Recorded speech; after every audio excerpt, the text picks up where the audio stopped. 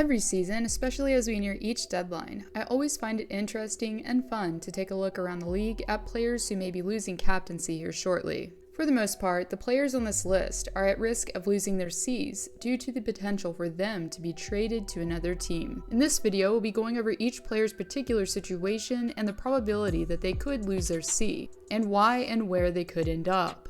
And with that, here are 5 NHL captains who could be losing captaincy here very soon.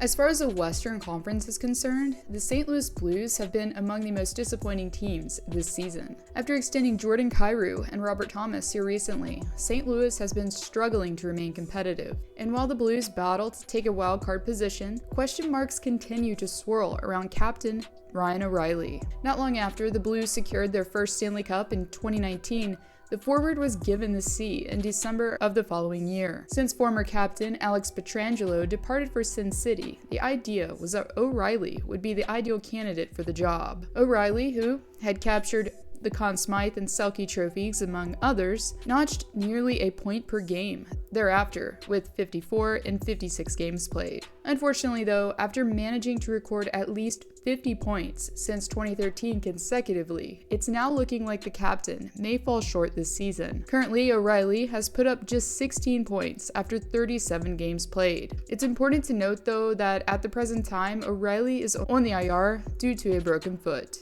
Regardless, since he is a pending UFA, his name's been circulating in the trade rumor mill pretty much since the season commenced. With a $7.5 million cap hit for this campaign, O'Reilly could be a coveted extra piece for contending teams. Since the Blues did let captains Pietrangelo and David Backes both walk in free agency, logic tells us that the team won't make the same mistake thrice. A couple teams that have been connected to O'Reilly are the Toronto Maple Leafs and Colorado Avalanche.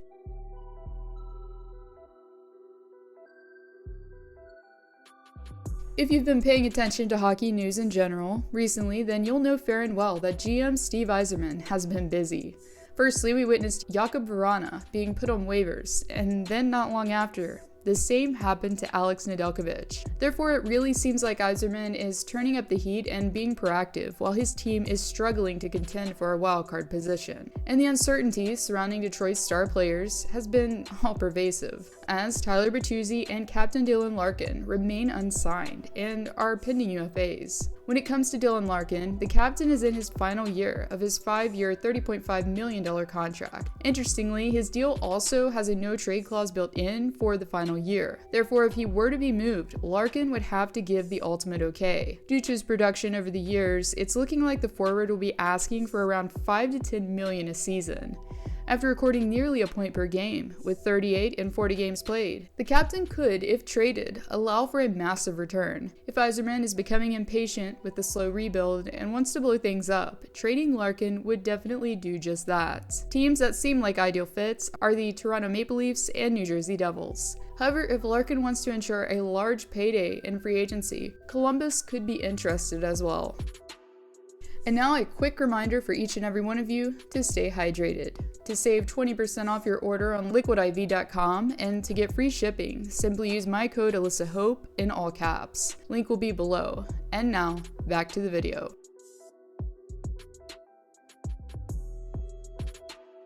While the main trade buzz in Chicago has been centered around Patrick Kane, another that could be moved from the Windy City is Jonathan Toews. After cleaning house and pretty much selling what he could, GM Kyle Davidson could be up to moving what remains from the most recent dynasty. Even though he's not first-line center material these days, Toews would easily be an ideal depth piece for a contender. The forward, who has tons of playoff experience, has still been relatively productive this season on the second line for the Hawks. With 24 points notched in 40 games played, Toews would not only bring experience, but also leadership to any potential suitor. However, the cost to obtain him could be off-putting at first glance. If we break down his remaining $10.5 million cap hit, 4 of that is from a signing bonus, meaning that, technically, the captain's actual salary will only be $6.9 million on the season. Interestingly, Dave Pagnotta of the fourth period revealed that both the Colorado Avalanche and Boston Bruins have both inquired about Toews. However, since the team is in his hometown province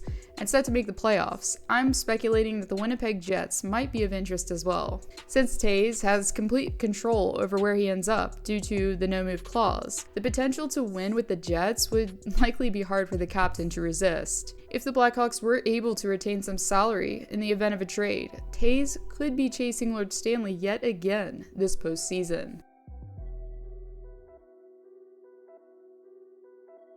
It doesn't take a genius to figure out that there's been discourse in Vancouver as of late. With a decent top 6 on paper and Quinn Hughes on the back end, the Canucks have continued to be disappointing so far again this season. And while fans struggle to make sense of the mediocrity on ice, many are also questioning the priorities of the Canucks management team. After JT Miller was able to impress last season with his 99-point campaign, the decision was made to sign the forward to an 8-year deal. Mind you, along with the $56 million that the contract has to offer, there's also a full no-move clause in effect for its duration. And since the Canucks are still rebounding from the Jim Benning era, this has left little room for a Bo Horvat extension. Currently, 5 points behind the team's leading scorer, Elias Pettersson with 47, Horvat has been busy giving potential suitors a reason to trade for his services. Soon, to finish out his 6-year, $33 million deal, Horvat has a reasonable cap hit at $5.5 million. Horvat is still young enough for a team to build around, but would also be ideal for a contender as well. Prior to the Christmas break, Sportsnet published an article speculating on some teams that could be interested in obtaining the captain. A few teams that make sense are the Montreal Canadiens, Boston Bruins, and Carolina Hurricanes.